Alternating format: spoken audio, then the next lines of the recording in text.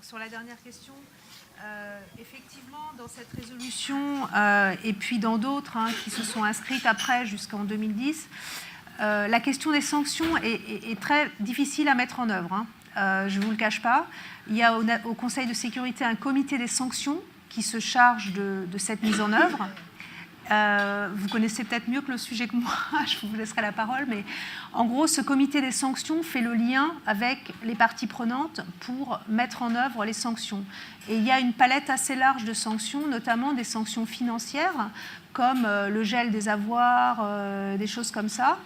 Dans le cas de la problématique qui nous intéresse, oui, il y a eu des instances, je ne peux pas vous donner les noms, je sais qu'en RDC, ça a été mis en œuvre à plusieurs reprises, avec bien sûr la mobilisation aussi, l'accord implicite du gouvernement, c'est-à-dire c'est ça le plus difficile, c'est d'avoir quand même un esprit de collaboration.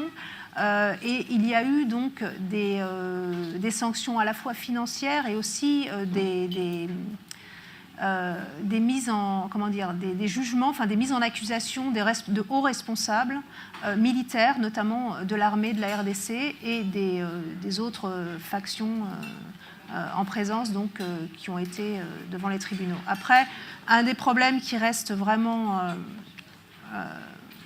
prévalent pour toutes ces violences sexuelles, c'est le phénomène de l'impunité. Qui est, je pense, en RDC, il y a eu récemment des études très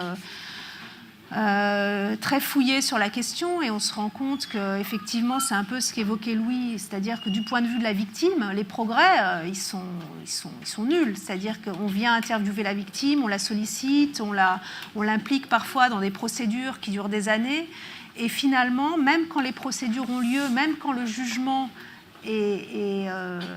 quand il y a un jugement que le coupable est identifié, qu'il est même emprisonné, souvent la victime n'est même pas au courant, elle n'est pas impliquée dans la procédure, les réparations qui sont allouées à la victime ne sont jamais payées parce qu'il n'existe pas simplement de mécanisme pour les mettre en œuvre. C'est le cas de la RDC, il n'y a aucun procès qui ait été finalement, dont les sanctions ont été appliquées sur le plan financier, de la compensation, de la réparation, etc. Donc la victime, elle est laissée pour compte, en fait, dans ce cas-là. Madame Garrido. Oui, je rebondirai sur la question de l'impunité et de la répression, mais aussi sur l'importance de travailler avec la communauté locale.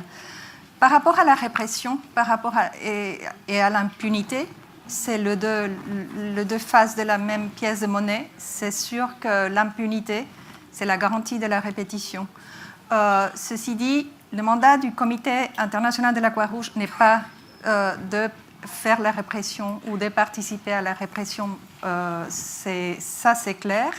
Nous reconnaissons l'importance du fait que les États prennent leurs responsabilités dans ce sens. Mais pour nous, et par rapport à ces points concrets de la répression, à nouveau, on se recadre dans notre mandat et dans notre situation et la victime, elle reste au centre. La victime de violences sexuelles, je veux dire. C'est sa protection, c'est sa sécurité qui prime pour nous. Si quelqu'un voudrait aller vers la justice, chercher la justice, il est essentiel que cette personne ait pleine connaissance des causes sur les risques qui en suivent, parce qu'il faut savoir que dans un contexte de conflit armé ou de violences tout court, la possibilité de représailles d'une victime qui ose en parler sont énormes. La possibilité aussi, finalement, d'autres types de sanctions qui ne viennent pas de celui qui a commis l'abus, mais de la société à cause de la stigmatisation autour des violences sexuelles, etc. Donc, il y a tous ces risques qui sont centraux, qui sont au centre pour nous et qui sont essentiels et qui conditionnent, c'est une condition sine qua non pour le CICR, pour en parler par la suite de la répression, de la violation. À ce moment-là, on peut référer la victime aux institutions responsables. Par rapport à l'importance de travailler avec la communauté locale, c'est essentiel. Il y va de la continuité de ce travail, des racines profondes. Il y va de la compréhension du phénomène des violences sexuelles en général, parce que chaque société se connaît mieux et connaît ses codes, et connaît ses tabous, et connaît ses limitations, mais connaît aussi ses forces. Et ça, c'est essentiel. Dans le cas du CICR, les 3 projets qu'on a eus et ceux qu'on essaie d'élargir aujourd'hui sont basés sur les communautés. Au Burundi, entre 2003 et 2006, on a travaillé avec des sages-femmes, et tout en les sensibilisant aux problèmes de violences sexuelles. Et elles ont été entraînées, et aujourd'hui, elles conservent leur organisation, et c'est elles qui s'organisent pour répondre encore aux victimes. Le CICR n'y est plus avec elles, mais ça a continué. En République démocratique du Congo, le CICR appuie 40 maisons d'écoute dans les Kivu, 20 au nord Kivu, 20 au sud Kivu, mais c'est des maisons d'écoute qui existaient auparavant. Le CICR a donné un appoint supplémentaire, et pour éviter les stigmatisations, c'est des maisons où des personnes victimes de violences arrivent. Des violences, pas des personnes victimes de violences sexuelles, qui vaudrait à mettre le doigt sur ceux qui entrent dans ces maisons. Et donc, c'est basé dans la société, et ça garde toute la force. Et le personnel qui est entraîné, c'est des personnels locaux qui parlent dans leur langue, dans leur compréhension de leur univers et de leurs valeurs. Ça, c'est essentiel. Enfin, en Colombie, dans le contexte du conflit armé colombien, le Comité international de la Croix-Rouge travaille par référence. Et c'est une organisation non gouvernementale locale, nationale, à qui on réfère les victimes des violences sexuelles, tant femmes qu'hommes, parce que des hommes sont aussi victimes. Et cette organisation, cette ONG, leur offre une réponse médicale, complète, physique et mentale, psychologique. Et le CICR appuie sur certains aspects économiques.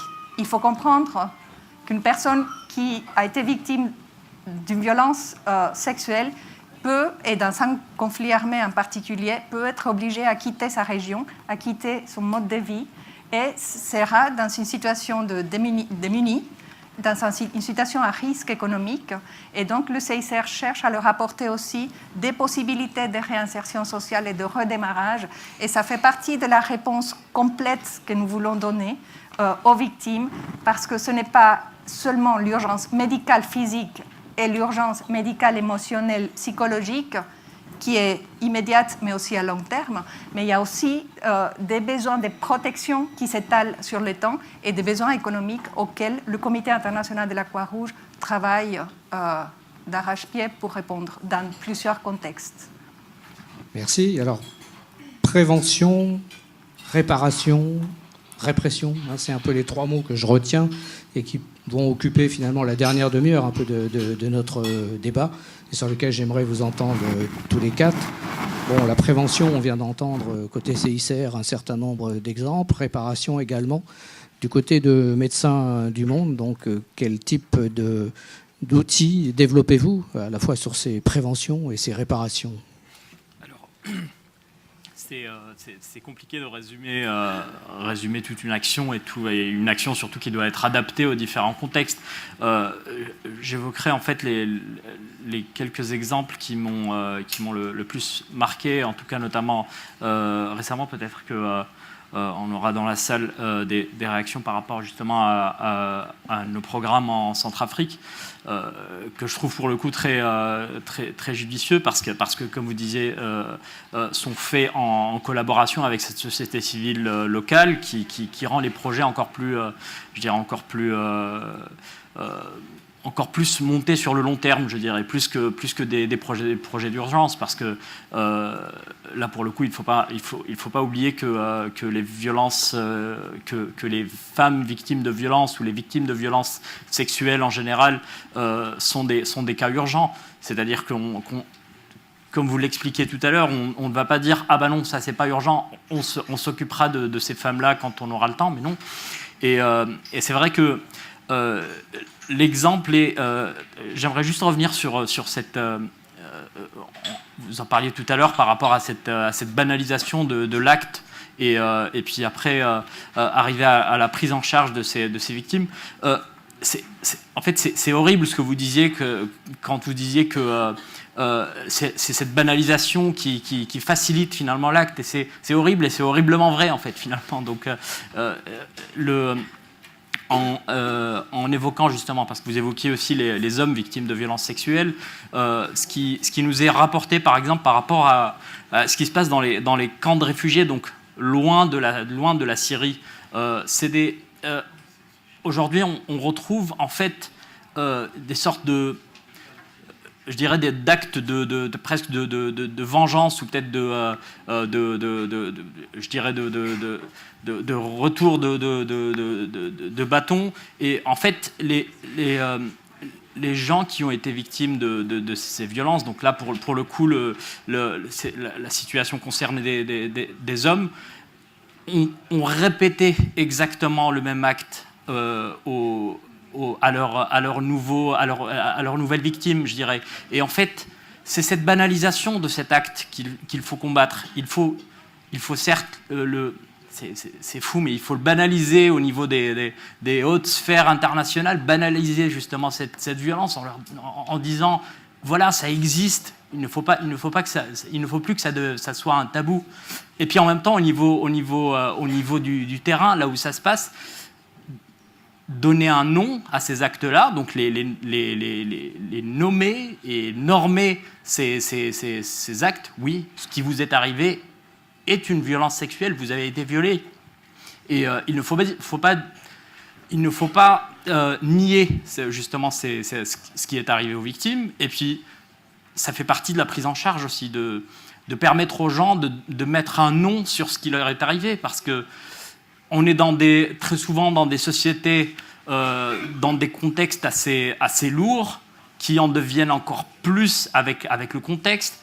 Et le fait de donner un nom à ce qui est arrivé, à ce qui est arrivé à cette personne, ça permet déjà de mettre au moins dans la tête de la victime une sorte de rangement. D'accord, j'ai été violé, donc maintenant j'ai besoin d'être pris en charge comme une victime de violences sexuelles. Je dirais que c'est vraiment le premier pas de cette prise en charge. Ensuite, donc il y a des prises en charge, je dirais, beaucoup plus spécifiques, par spécialité. La prise en charge se fait tout simplement en quatre piliers. En fait, on a le pilier médical, qui est vraiment le soin physique, avec bien sûr toute une prise en charge, tout un volet de prévention, donc tout le volet préventif. On parlait des infections sexuellement transmissibles, on parlait du VIH, du SIDA, du volet santé mentale, du volet social, et puis enfin du volet juridique. Donc on revient encore à cette notion de prise en charge complète. Merci. Question à la salle.